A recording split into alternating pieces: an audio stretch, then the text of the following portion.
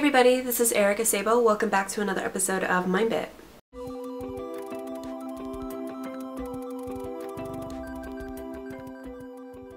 Hey everybody, I hope you are well. So today marks my last episode in my top 20 anime of all time. I can hardly believe it's actually been 4 weeks that I've been doing this each week and just really hunkering down and trying to figure out what those anime are. And there's a good variety. There's some new anime, there's some anime from the 90s, there's some that are even older. There's a lot of options here, a lot of variety, and that's something I've always been very proud of, is that I've always enjoyed like a wide variety of anime over the years growing up. And it's just yeah, it's been an interesting journey, and I'm really glad that you've been able to take a little sneak peek into that journey and see what some of my favorites are. So let's see what the last 5 are. So one of my last anime that I want to mention that I really enjoyed a lot of, and something that I grew up with and still resonates with me even if it is a bit on the more lighthearted side, is Dirty Pair.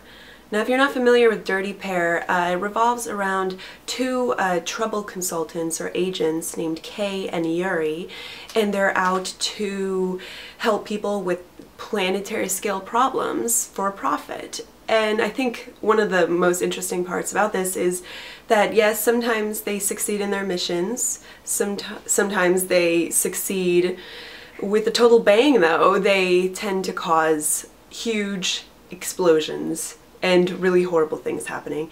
But they go on their merry way and their mission is done for the day, you know. Sometimes they don't even accomplish their mission. But that's kind of the fun of Dirty Pair, and that's kind of where it gets its name from as well. It's a very lighthearted sci-fi anime that I've always really enjoyed. I've enjoyed for its quirkiness. I've enjoyed because it is very much a classic anime for a lot of people. And I have a penchant for sci-fi anime, but sometimes I like things that are silly, really lighthearted and very humorous. And yeah, it's one of those shows where it's very different compared to a lot of the other shows that I really enjoy because it's so lighthearted. You know, I really enjoy all these really heavy anime. I enjoy being challenged, but sometimes I need an anime like this, yet still can be smart in its own way.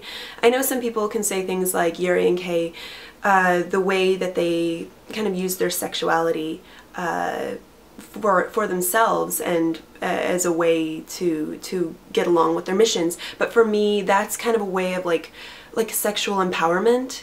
Or just self-empowerment in general. And something I think as I've gotten older, I've grown to really appreciate. Like growing up, watching it was just like for fun, but now watching it, like, huh, you know what, these are like really strong women, even if they do, you know, mess up and cause total havoc. That's part of the comedy aspect of it. But I do really appreciate the fact that we can have 2 female protagonists that, yes, while they're not like the deepest protagonists, they represent maybe an unpopular opinion in society in general, considering how much, you know, sexism and portrayals of sexism we have to deal with. We're dealing with, yes, women who might look as though they're being sexualized, but are totally in control of their sexualities at the same time and are totally in control of their genders.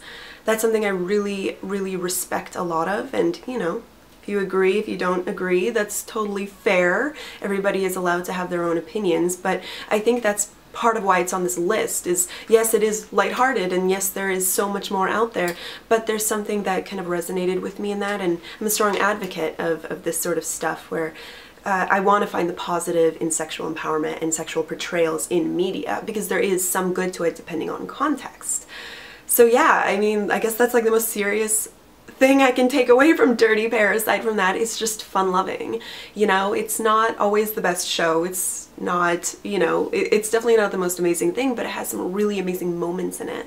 Something I really enjoy a lot of. So if you're looking for something lighthearted, yet still has some girth to it, has like, definitely has some, a lot of potential for what it does, yet still being silly and poking fun at itself while presenting those ideas. I think that's something to check out and something to really marvel over.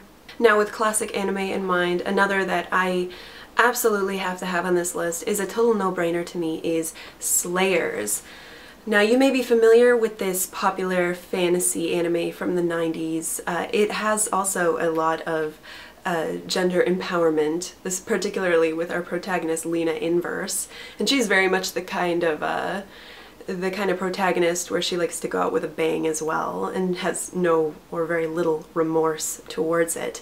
And I think that's another thing that I really enjoy about Slayers, and it's no wonder that it became like one of the most popular anime in the 90s, is because of how outrageous these characters can be in this fantasy universe, and how comedic it can be as well. There's a lot of fantasy anime that, you know, touch on comedy, but this is just all out, all out, and there's something really, really engaging about it, and just finding the chemistry between the party, and just having a fantasy world that's willing to just kind of let loose and just be silly and poke fun at itself. I'm not usually into fantasy anime in general, actually. There's very few that I can say that I really enjoy. I much prefer sci-fi over it. However, there's something about characters like Lena that I always like kind of resonated with me, and just the kinds of things that they parody that kind of pokes fun at anime in general. So it's a very fun, lighthearted series once again, but it's something that knows when to be serious and knows when to be, it just knows how to be itself more than anything else. So it's funny because like there's very little else I can really say about this series, just because it's very fun-loving for me, and it's just something that, having grown up with and spending a lot of time with, it's just one that is very, just, I don't know, it's very special, has a very special place in my heart. And if you are looking for fantasy anime that know how to, you know, not take itself seriously, just have fun, just go along for the ride. Here's another really great example of that, very similar to how I would say maybe for Outlaw Star. You're kind of in for the ride. It has its serious points, but overall it's just out to have fun, and that's something that I really enjoy about Slayers as well. Now, that in mind, environment, atmosphere in general, can be one of the winning factors, you know, and I've expressed that several times in a few of the different anime I've mentioned, in that the sheer environment can do so much and can resonate so much and can be so immersive, and in ways Slayers was very immersive, even if for different reasons than the one I'm going to mention now, and that is the Ghost in the Shell series. Now, I'm talking about the Ghost in the Shell movies, I'm talking about Ghost in the Shell standalone complex. I very much care for this series, very, very much care for it, because it was willing to immerse us in its world, yet a very otherworldly world, because it sets so far into the future, and it sets us in a perspective where we might not be able to resonate with it because it's not part of our reality, you know. And I think that's something that's always been very interesting about genre anime, is if done right, they can really put us in, even though we're in like a totally different timeline or in a totally different universe or anything like that.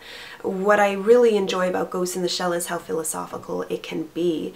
And that's something that has always stuck with me, is how human it can be, regardless of how inhuman it may seem and how distant you would think or you would perceive it to be.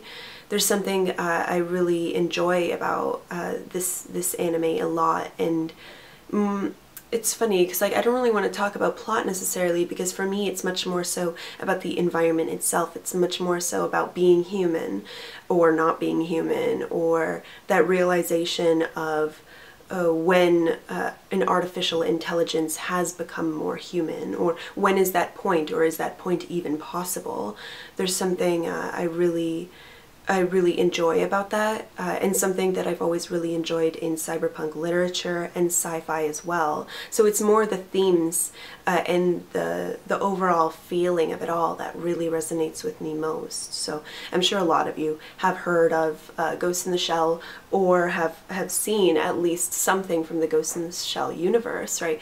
But it's something that you need to see at least once if you haven't, and if you have, go watch it again, you know, because these are everything I've experienced in the series is something that I've had to go back and watch again, because there are always references that you might not get right away, or things that you just might not pick up on.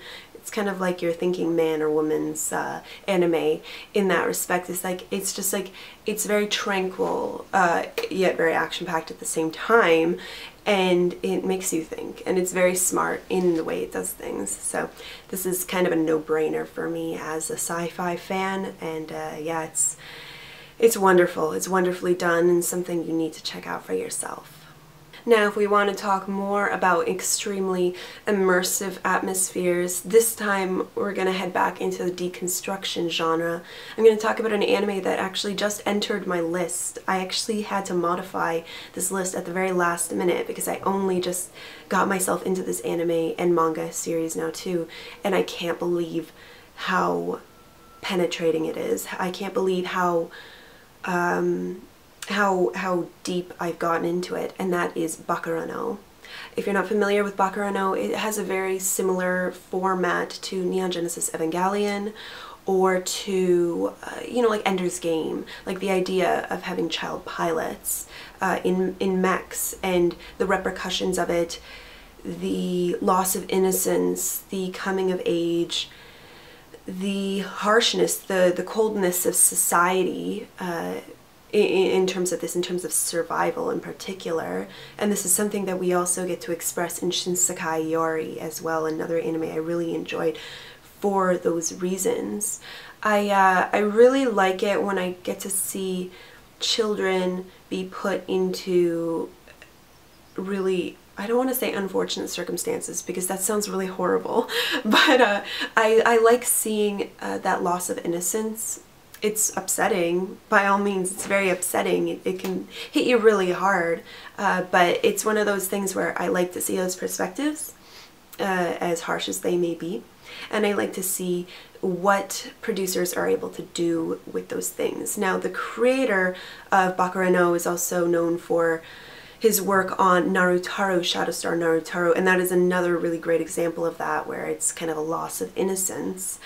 I'm not going to go into any detail about this anime aside from going over those themes. I think I'll save that for when I do my review, but yeah, it'll be better if I just save it for my review. But if you are looking for those kinds of ideas, if you are looking for deconstruction anime covering the mech genre and like totally breaking it down, then I highly recommend this. To be honest, and I can't believe I'm actually saying this on camera right now, it's kind of like blasphemy for me, but I think I actually like this more than Neon Genesis Evangelion. I really like the way that Gainax held and put together Neon Genesis Evangelion from the beginning to the end, everything. I do not deny any of it. I do not regret any of it. I enjoyed it all. But there's something that I feel is almost even more human about Bokurano, even though I think it's actually more cold than Evangelion, but that makes it more human for me. There's something really special about Bokurano in the way it centers in on each and every character, each and every pilot, and there's a lot of them. It definitely has its vices. It's not perfect, and maybe because it covers so many different characters in such a pretty short period of time, and it's very fleeting. You get a very fleeting feeling while watching this anime. And yeah, it's extremely cold. It's a very heartless anime in many ways, but there's something really special about it as well, and it has an impeccable opening song that you need to hear for yourself. I highly recommend it if you haven't checked it out already. It's one of those anime that I think really fell under the radar when it was released in the mid-2000s, and it's a shame because it could have been so much more, and it's one of those I really hope that people will eventually maybe realize and see what a gem it is. So who knows, but definitely check it out. So I'm going to be ending things off with probably the best finale I could ever do for any list like this, especially to this extent, because this was a very long list. I don't do top 20s, I do top 10s, I do top 5s, right? But I gotta end it with a bang in my own way, right? So I'm gonna do some cheating here once again, like I did for Satoshi Kon's works, and I'm gonna say that another one of my favorite anime or group of anime has to be anything by Hayao Miyazaki from Studio Ghibli. So this should be a no-brainer. It would actually be really weird if I didn't have any of Studio Ghibli on my list. Now, in terms of Studio Ghibli, my my first time delving into the studio was Princess Mononoke, or Mononoke Hime. I care very much for this anime, and it's probably my favorite, not just because it was my first anime by Studio Ghibli, but because it's so different in comparison to many of the others. Many of the other anime or many of the other films tend to have a much more lighthearted feel in some shape or form. Mononoke is very much the darkest of them all, but I like that a lot, and that idea has resonated with me. And to be honest, like Shin Sekai Yori has a lot of similarities in that way to Princess Mononoke, just because of that, because of those dark themes and just the world itself and the kind of circumstances people are living in that time. There's something really special about it, and that is why if I were to do a list on my favorite Studio Ghibli films, that would be my number 1. My number 2 would probably be Nausicaa. Nausicaa is another special one of mine, very precious, because it knows how to have that classic anime feel, yet knows how to be serious, yet knows when to be lighthearted. Each of Miyazaki's films has an overarching idea, an overarching allegory, even if sometimes it's lighter than other times. I mean, you look at anime like My Neighbor Totoro, and while seemingly very light, it has some very dark moments in it as well. I think probably the lightest, well, I haven't seen Ponyo, but I would say for me what I've seen the lightest would be Kiki's Delivery Service.